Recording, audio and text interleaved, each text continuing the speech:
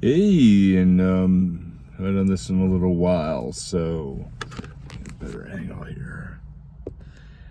So I am working on a project now, building my own obituary. So I read this article on Fearless Culture, and it was a Gustav Rosati. I don't think I'm pronouncing his name right. But it said to me, I said, hey, here's something that we can do to really situate and really get everything straightened out and really work it out the best way possible, I'm a business owner. I hold a full-time job as well. I also work for a company that may hire me full-time eventually, hopefully. But my thing is really trying to get my own dang head straight and really making sure that I do what I do right, what matters and what is the good thing and what is the purpose. And the purpose for me is to make sure that as a martial artist, that I make sure that my life leaves a marking, and forget martial artist for a moment, as a teacher, that I put the pieces in order to be able to make sure that I leave a good legacy, for people. And my legacy is not in there, in this. And there's a few points that came up, about this. It was when I was looking at an obituary. And one of the thoughts that really helped me with my life was, your job is going to be posted before your obituary is on the internet. So I stopped taking my job as seriously as I did. My job was not, at the time when I was a sales teacher, I mean, it was above and beyond everything that I did.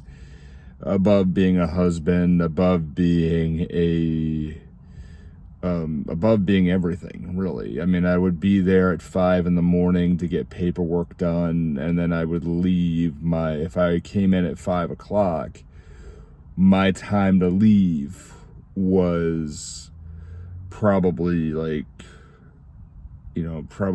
2 or something. But I'd stay till like 5 in the afternoon, or 6 if I really wanted to get stuff done. The hell good is that, really? Going home and just being way too tired to even function. So, but with this fearless culture came into play, and I said, yeah, it is time to write an obituary, because there are things that I want to do. I want to teach. I want to have my own school. I want to just be a martial arts teacher 100%. That can't happen, but we try, we try. So I would, there's my thought, is to do this 100% of the time. But when you put it all in paper and you realize there are areas that you need to do this, that you need to fixate, it changes you. It changes you greatly. So like, I was working on something like a few months back.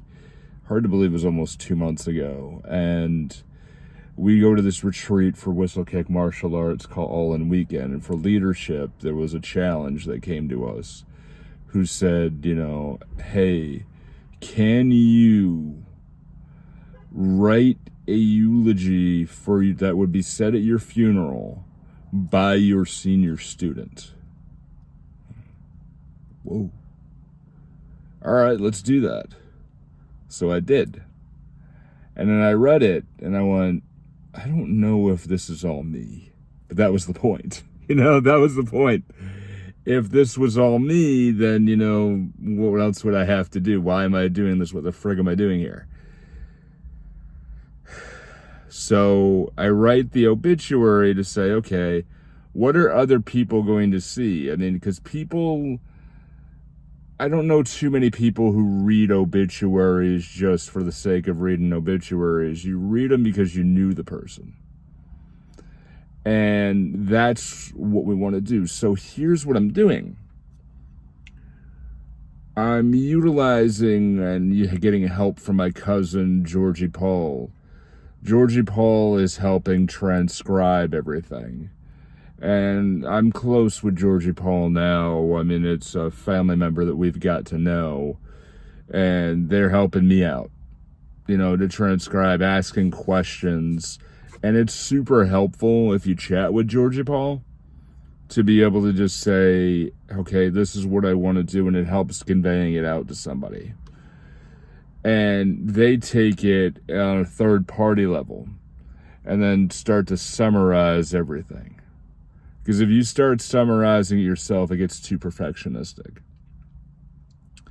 And Cousin Georgie, I like to give thanks to. A good assistant.